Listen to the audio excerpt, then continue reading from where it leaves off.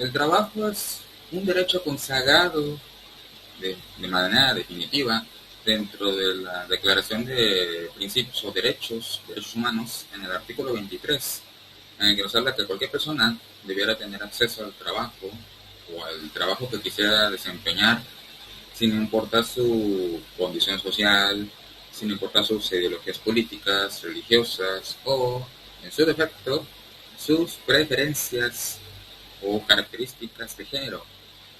Y bien, tenemos como referencia que el primer día del trabajo o la celebración del primer día del trabajo fue un 1 de mayo de 1886 en Chicago, cuando después de sortearse una serie de problemas entre lo que es la base obrera y la base patronal, se estableció una serie de lineamientos en las que se debería garantizar que los trabajadores tuvieran jornadas que les permitieran su correcto desarrollo emocional, familiar e inclusive su descanso. Es decir, la clásica jornada diaria de 8 horas dividido en un espectro de 3 por 8. Y bien, hubo una gran resistencia en cuanto a lo que eran los empresarios de su momento, de aquel momento, en el que no estaban dando su brazo a torcer y en consecuencia comenzaron a bloquear muchas de estas garantías o derechos ganados por los trabajadores, que nos llevó en consecuencia al episodio trágico dentro del mismo año, un 4 o un 5 de mayo, en el que se consideran los primeros mártires por los derechos laborales.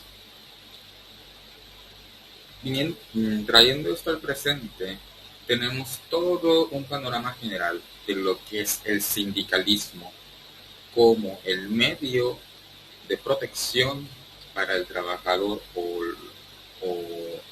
el ente encargado de consagrar los derechos conseguidos durante toda la lucha desde aquellos tiempos hasta la fecha, para que los trabajadores puedan sentirse seguros en cuanto al desempeño de su trabajo, un trabajo digno, un trabajo seguro y un trabajo bien remunerado.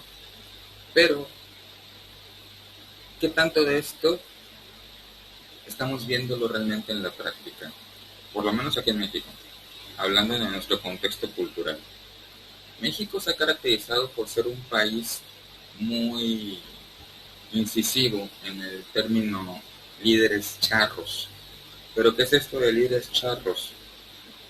Personas que están arraigadas al poder, pero afiliadas de manera oficialista o no oficialista con el partido en turno, haciendo el trabajo de un segundo brazo de una entidad dentro de la vida sindical.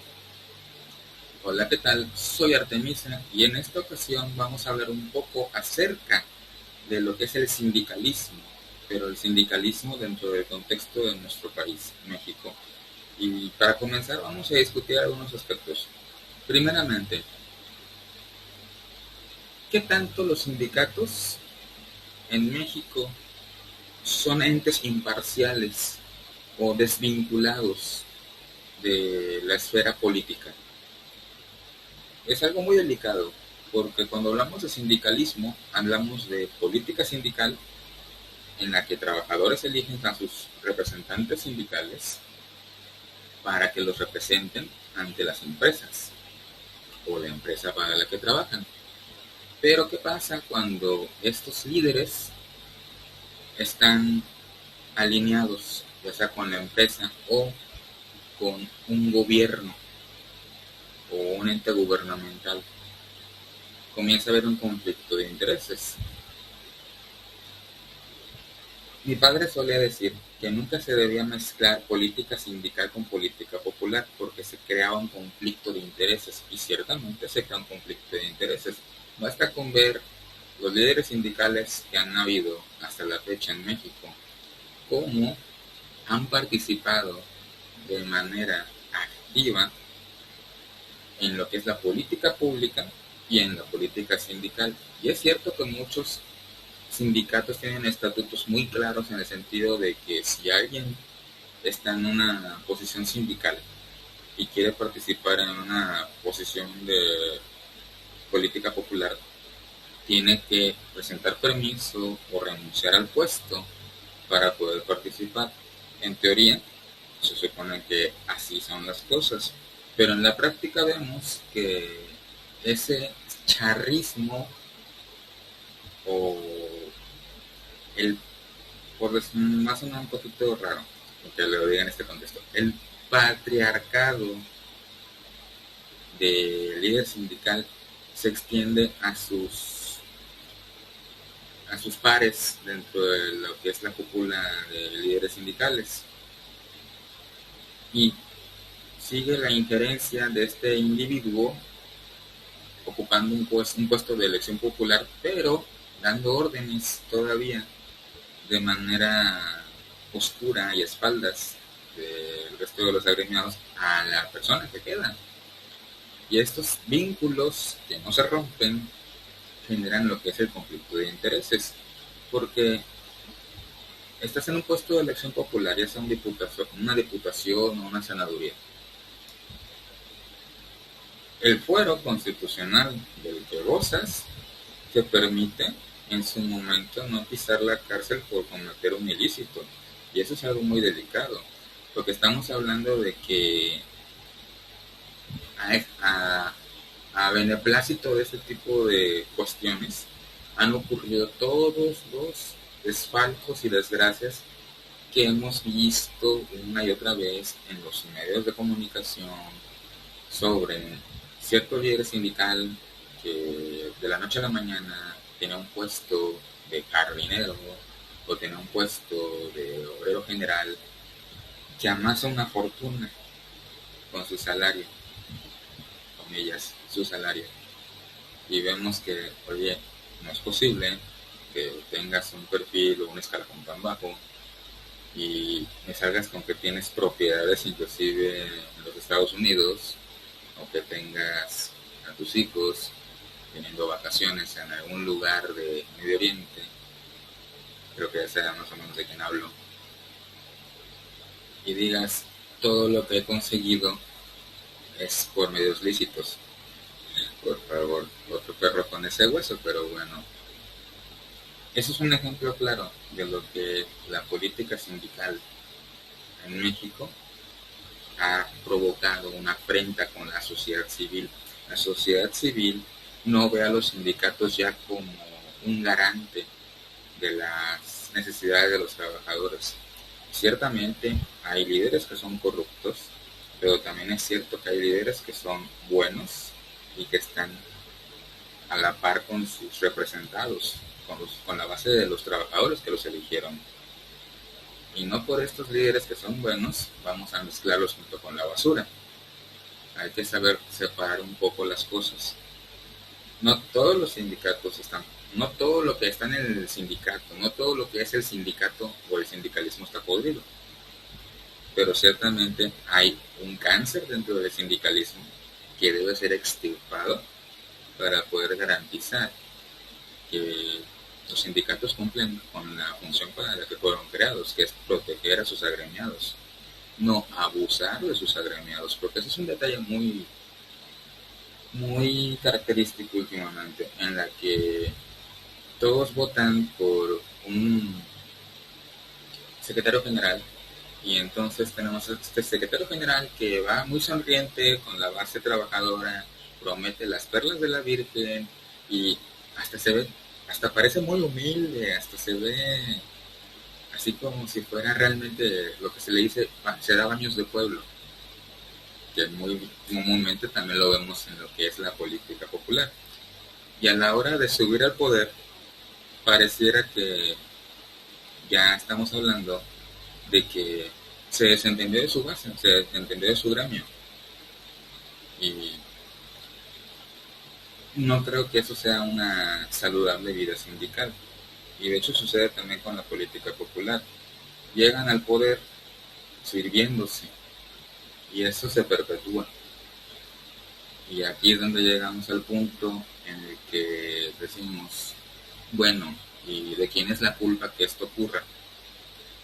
No va a gustar lo que voy a decir y muy probablemente mucha gente se me va a ver a la yugular por lo que digo, pero lo cierto es que la culpa de los líderes que eligen y que están en el poder es culpa de las bases, es culpa de los agremiados. Los agremiados son los que eligen, que son amagados con rescisión de contratos, que son extorsionados para que voten por cierto candidato, o literalmente le quitan su puesto de trabajo a un participante dentro de la contienda para que no pueda presentarse como candidato idóneo. Son los agremiados los que tienen la culpa, porque fácilmente, fíjense, antes de 2018 sí era demasiado complicado que pudieras decir, no, pues vamos a rebelarnos contra el líder sindical y decir, no, pues voy a dejar de pertenecer al sindicato, porque dejar de pertenecer al sindicato era renunciar al contrato colectivo de trabajo que estaba firmado entre la empresa y el sindicato, y entonces se rompían las relaciones contractuales y quedabas fuera, no solamente del sindicato, quedabas fuera de la empresa. Pero esto cambió con el convenio 98 de la Organización Internacional de Trabajo, que se vio reflejado en la reforma a la Ley Federal del Trabajo. Y vamos a ver un poco en ese sentido. La Ley Federal de Trabajo nos dice que en su artículo 358, miembros de los sindicatos, federaciones y confederaciones cuentan con los derechos de libre afiliación y de participación al interior de estas, los cuales implican las siguientes garantías. Punto número 1. Nadie puede ser obligado a formar o no parte de un sindicato, federación o confederación. Cualquier estipulación que desvirtúe de algún modo esta disposición se tendrá por no puesta.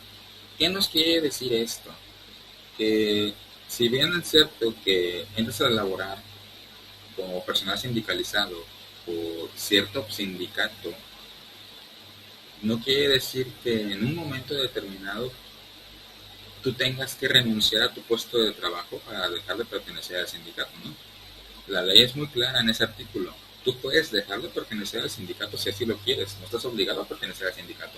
Y la empresa tiene que respetar los términos contractuales del contrato colectivo de trabajo que tú habías celebrado, porque ese contrato no debe pertenecer, fíjense bien, no debe de pertenecer a un único sindicato, debe de pertenecer a lo que son las bases o los trabajadores, que es en esencia lo que menciona el artículo, al decir que no estás obligado a pertenecer a una afiliación sindical, no estás obligado, ¿ok? Y eso es un detalle muy importante en cuanto a lo que es la vida sindical. Hay una cuestión que me llamó la atención en cuanto a algunas declaraciones que se han dicho por parte de la figura máxima del Estado, en el que menciona que los trabajadores son responsables de su vida sindical y que el Estado no debe ni puede interferir en la vida sindical. Lo cual es cierto. El Estado no debe de tener injerencia alguna en cómo los sindicatos eligen a sus representantes o cómo viven su vida sindical, pero esta tiene que estar sujeta a las leyes vigentes dentro de la República Mexicana. Es decir, hasta sus estatutos tienen que estar armónicos con las leyes vigentes. Cualquier código, cualquier listado de estatutos, reglamento o lo que quieras, tiene que estar en armonía con las leyes, porque de otra manera no es válido. ¿Y a qué quiero venir con esto? Bueno, el Estado no puede interferir en la vida sindical, cierto, pero, por poner un ejemplo, las empresas paraestatales tienen órganos internos de control, y estos órganos internos de control tienen la obligación de monitorear todos los detalles que tengan que ver con la empresa. Y les guste o no, los sindicatos que prestan sus servicios a estas empresas están sujetos al monitoreo de esos órganos internos de control. Y en el momento en que se encuentra una práctica que es ajena a la normatividad, que no es armónica con las leyes vigentes dentro de la República Mexicana, ese órgano interno de control tiene la obligación de presentar las denuncias ante el Ministerio Público por dichas prácticas, sea quien sea la persona involucrada, sea quien sea el que caiga. ¿Y en qué sentido vemos esto? Bueno, los trabajadores dicen, o muchos trabajadores han referido, la práctica clandestina, es decir, la práctica nefasta del tráfico de plazas, la venta de plazas. ¿Y qué es lo que nos dice el Código Penal Federal en el aspecto de este delito? Si lo referimos a lo que corresponde al fraude, nos vamos al artículo 389 y este nos dice que se equipara al delito de fraude y se sancionará con prisión de 6 meses a 10 años y multa de 400 a 4,000 pesos al valerse del cargo que se ocupe en el gobierno, en una empresa descentralizada o de participación estatal o en cualquier agrupación de carácter sindical o de sus relaciones con los funcionarios o dirigentes de dichos organismos para obtener dinero, valores, dádivas, obsequios o cualquier otro beneficio a cambio de prometer o proporcionar un trabajo, un ascenso o un aumento de salario en tales organismos.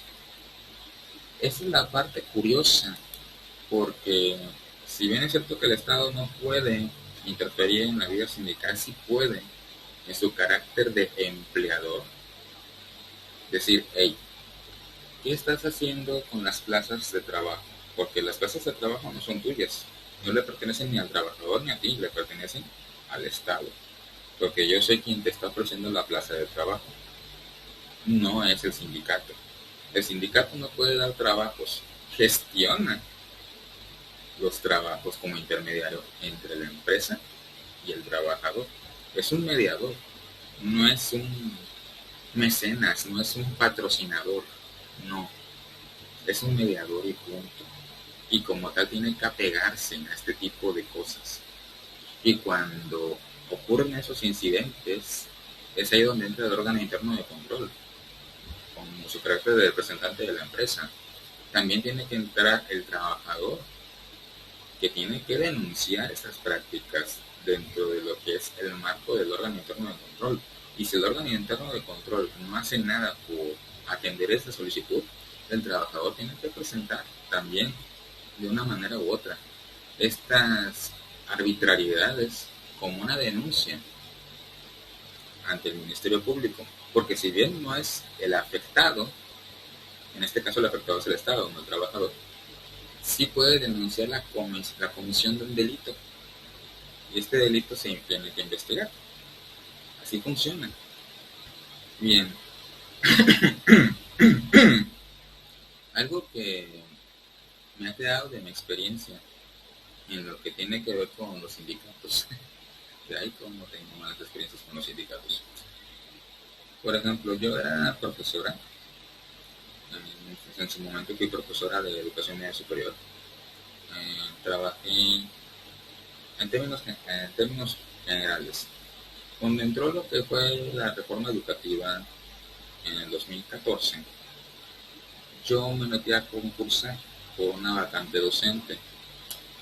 En el 2014 yo quedé como tercer lugar en la lista de prelación para el área de informática, pues, ingeniería en sistemas. Y durante todo ese tiempo, de 2014 hasta el verano de 2015, finales de 2014, nunca me hablaron para nada para darme mi asignación de plaza vacante docente. Hasta como por enero, en un Cebetis de mi localidad, en el CBT 164.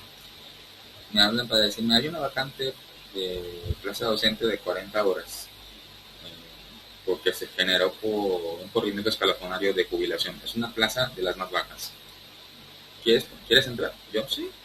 Ya llevé mi lista de prelación, porque lo que habían pedido era que los idóneos, los que estaban en la lista de prelación, se les diera prioridad para entrar dentro de esas vacantes. Y se me hizo raro porque no es que debiera haber prioridad, es que esa era la normativa. Pero bueno, vamos aparte de eso. Durante todo ese tiempo, de lo que fue mi periodo de labores, fue a inicios de enero de 2015 hasta agosto de 2015. Fueron 6 meses en los que no tenía servicio médico, no tenía... Mi salario no me lo daban. Mi salario me lo retuvieron durante 6 meses, cosa que es violatorio de la libertad del trabajo. Y tenía que estar aguantando jornadas en las que eran más de 40 horas semanales. Y no podía quejarme, porque el sindicato no me estaba apoyando en nada. Y era parte del sindicato porque era una docente. Entonces, ¿a quién acudía? Total, pensé, vamos a aguantar, vamos a seguir trabajando aquí.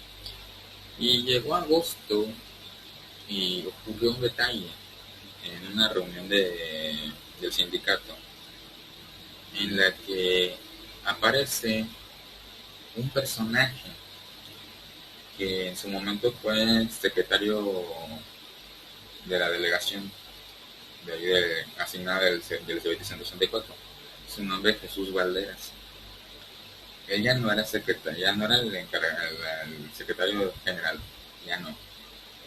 Estaba una maestra, pero él hablaba y expresaba y se mostraba como si él fuera el secretario de trabajo. Digo, el secretario general, o sea, él se mostraba como si él fuera el líder, aunque ya no tenía el puesto. Y ya te dabas cuenta de que pues, básicamente estaba usando a la maestra como marioneta, nada más como un parapeto, lo que estaba comentando hace un rato, de que hacen sus trueques, hacen sus entronques, vaya, cosa que es arbitraria. Y lo que dijo fue, compañeros, hemos recuperado 80 horas laborales. Esas plazas se van a asignar a nuestros a los agremiados que todavía necesiten cubrir sus horas para completar sus plazas o para sus hijos. Y yo de caray, de hecho un compañero que entró conmigo también como idóneo para cubrir en una plaza también de 40 horas, me toca el hombro y me dice, oye, este tipo está hablando de eso, fíjate, las 80 horas te está hablando de las muestras. Y yo de, no creo que sea tan mierda. No, espérate, no creo que sea tan mierda. Oh, sorpresa, me equivoqué. El hijo de la chingada sí era lo suficientemente mierda que en contubernio con la directora en ese momento, la que estaba la directora del CBT 164, los papeles que habíamos ingresado para estábamos obligados por ley a presentar nuestra evaluación diagnóstica. Y nuestros papeles no entraron en México. O sea, nos fuimos hasta México a pelear porque acá en el CBT nos dijeron, no tienen trabajo ya, se acabó. Bueno, dámelo por escrito que me estás dando mi término de servicio. No, dame nada por escrito, mira, está en WhatsApp. ¿Cómo que WhatsApp? Dame mi término por escrito. Si no, eso no es válido. Nos hicimos de palabras, nos fuimos para México a pelearnos a la Dirección General de Educación Tecnológica, o sea, con la de GETI. Y ahí nos dijeron, es que no nos dieron los papeles, o sea, es que aquí no enviaron los papeles, es más, no nos dijeron que sus vacantes fueran definitivas. Y yo de, ¿cómo van a ser definitivas las vacantes si son vacantes generadas por corrimiento escalafonario? Es decir, una persona se jubila, deja ese espacio más arriba del escalafón y se van corriendo todos los demás y queda esas horas, esa plaza queda ahí.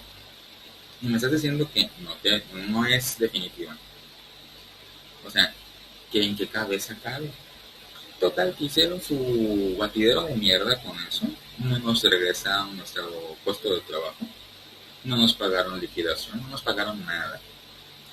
Y ese es el bendito sindicato, que suele darse mucho contra los profesores que no se alinean con los deseos del líder sindical en turno.